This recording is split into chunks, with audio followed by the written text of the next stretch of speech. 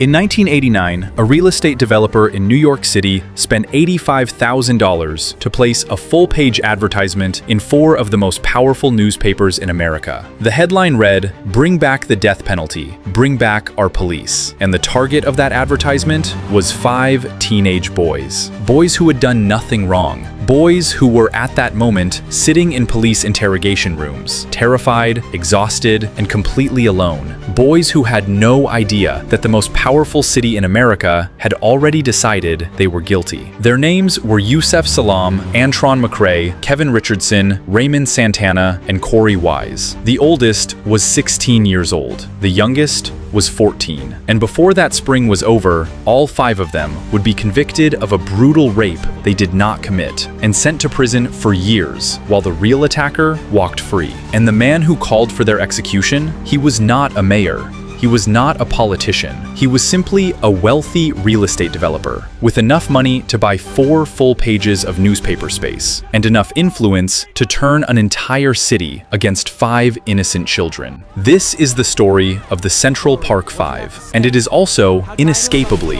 the story of the man who helped put them there. To understand what happened on the night of April 19th, 1989, you have to understand what New York City felt like in that moment. The crack epidemic had torn through entire neighborhoods. The murder rate had climbed to nearly 1,900 killings a year. Poverty had reached 25%. The city was terrified, angry, and desperate for someone to blame. And into that atmosphere, already combustible, already racially charged, came a single, horrifying crime that would ignite everything. Trisha Miley was 28 years old, a white investment banker. On the evening of April 19th, she went for a jog through Central Park and never came back the same way. She was attacked in the northern, darker section of the park, bludgeoned with a rock, gagged, tied, and left for dead. When she was found hours later, she was unconscious, suffering from severe brain damage and hypothermia. Doctors were not certain she would survive. The city erupted.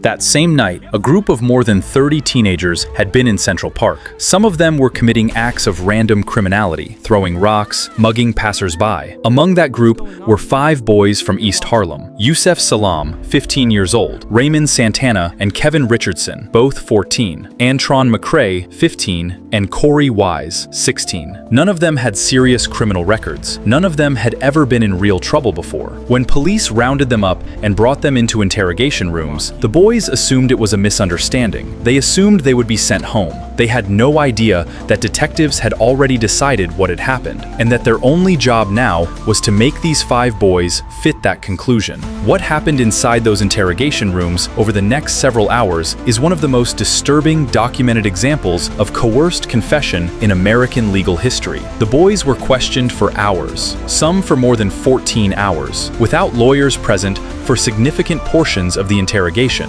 without their parents in the room for critical moments. Detectives told each boy that the others were blaming him. They told them that cooperating would let them go home. They used fear, exhaustion, and psychological manipulation on children, until one by one, 4 of the 5 gave statements. Yusef Salaam remembered hearing Corey Wise being beaten in the room next door. "They would come and look at me and say, 'You realize you're next,'" he recalled. "The fear made me feel really like I was not going to be able to make it out." And then there was Antron McCray. His father was brought into the interrogation room, and what happened next is one of the most heartbreaking documented moments of the entire case. Antron McCray looked up to his father more than anyone in the world. His father was his hero, and his father, terrified, confused, pressured by detectives who had played each parent against the others, looked at his son and told him to just tell the police what they wanted to hear so he could go home. "I was like, 'Dad, I ain't do anything,'" McCray remembered. "The police yelling at me, my father yelling at me, and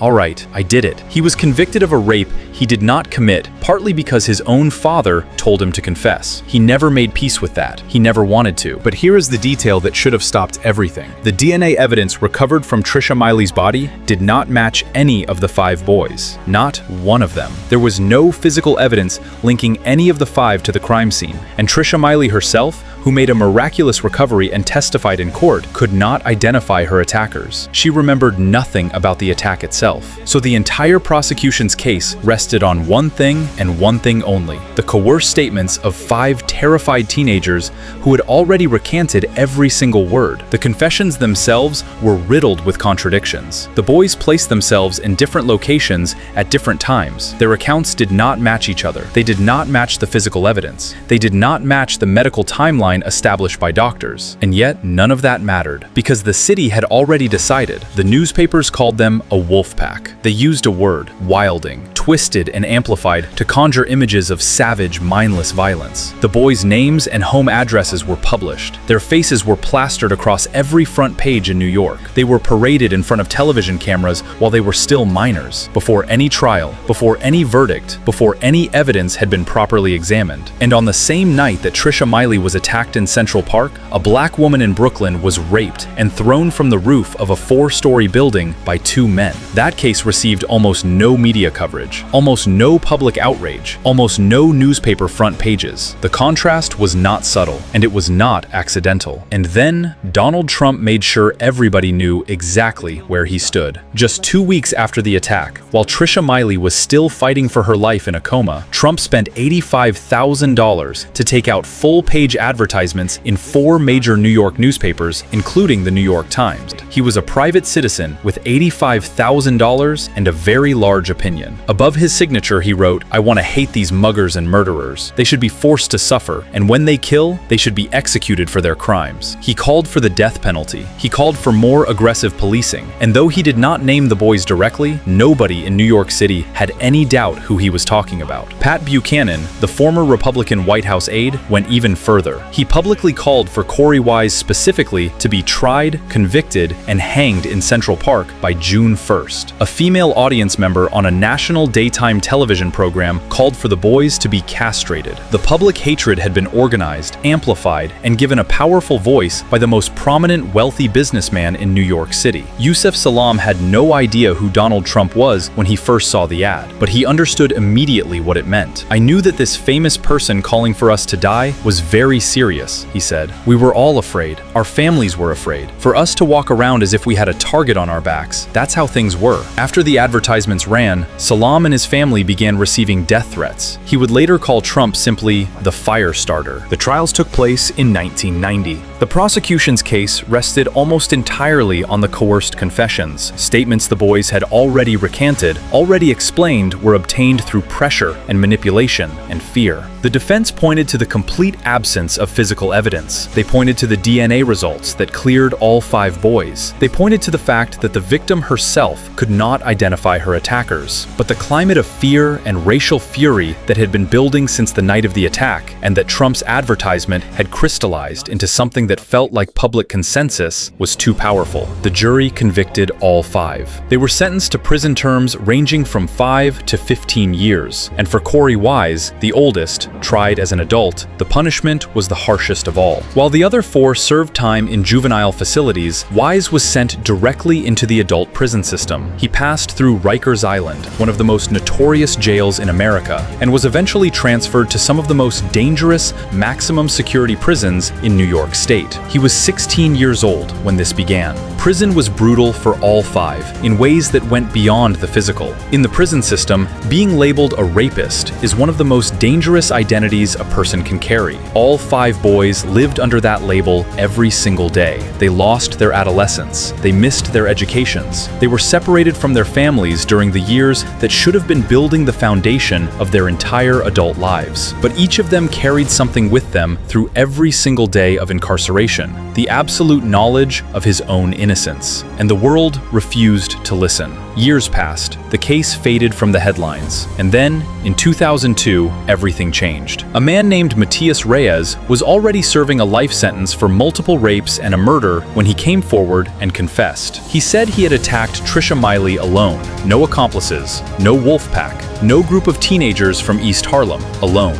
And when investigators re-examined the DNA evidence that had been available since 1989, the same DNA evidence that had cleared all 5 boys from the very beginning, it confirmed everything Reyes said. The DNA matched him completely, and it matched only him. The 5 boys, now grown men, had served a combined 41 years in prison for a crime committed entirely by someone else. In December 2002, the court vacated all 5 convictions. The law had finally acknowledged what 5 teenagers had been saying since the night they were arrested. They were innocent. They had always been innocent. But here is where the story takes yet another turn. When a filmmaker named Ava DuVernay created When They See Us, a Netflix miniseries telling the full story of the Central Park Five, it was watched by millions of people around the world and became one of the most discussed pieces of documentary storytelling in the streaming era. It forced an entirely new generation of Americans to confront what had happened to these 5 boys, and it forced the country to confront the role that public figures, with platforms and money and newspapers, play in deciding who is guilty before a single piece of evidence has been examined. And when the city of New York settled a civil rights lawsuit with the 5 men for $41 million in 2014, acknowledging the injustice they had endured, Donald Trump published an opinion piece in the New York Daily News calling the settlement the heist of the century. He argued that settling did not mean innocence. He suggested the 5 men were still guilty despite the DNA evidence, despite the confession of the actual perpetrator,